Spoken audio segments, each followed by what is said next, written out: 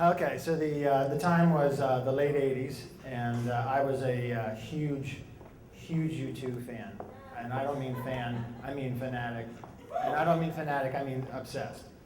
So it was a religious experience to just to listen to that, and it took me places. So in 1988, the fall of '88, U2 released a movie called Rattle and Hum. And I had first of all, I had my room plastered in U2 posters, in the wooden kind that you get at the mall. You know what I'm talking about? You had to pay like $20 for these. They were huge. Yeah, expensive, yeah. So working construction at 18 and buying that was a good investment. Let me tell you, it's paid off. So anyway, the movie comes out, and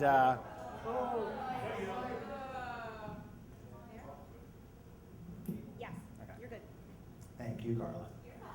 So the movie comes out, and I go to the movie theater, and I walk in, and there in the lobby is the placards to advertise this movie.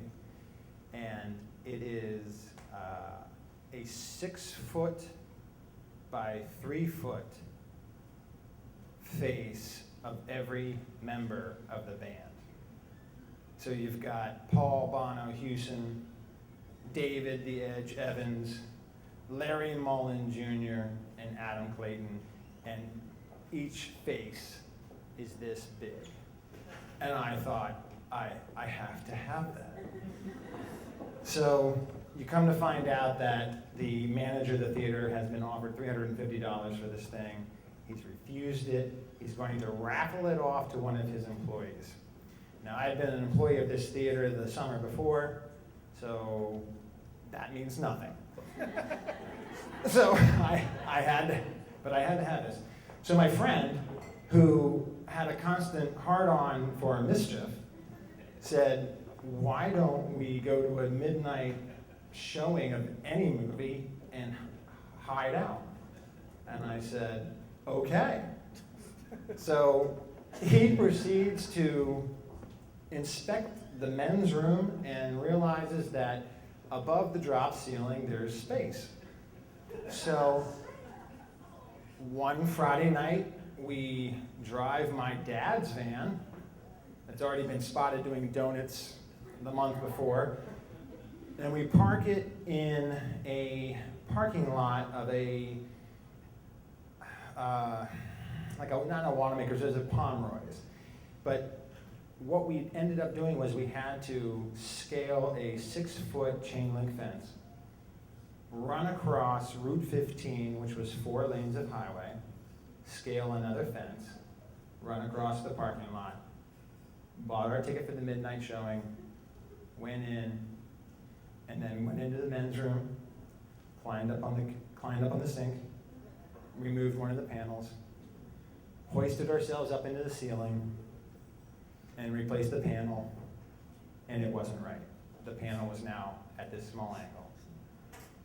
I find myself standing on a piece of, I guess, reinforced plywood or something. It was about this. I put it in the middle of my heel, and I stood there for about a half hour until someone discovered that one of the ceiling panels was not right. And the mall security cop stuck his head up.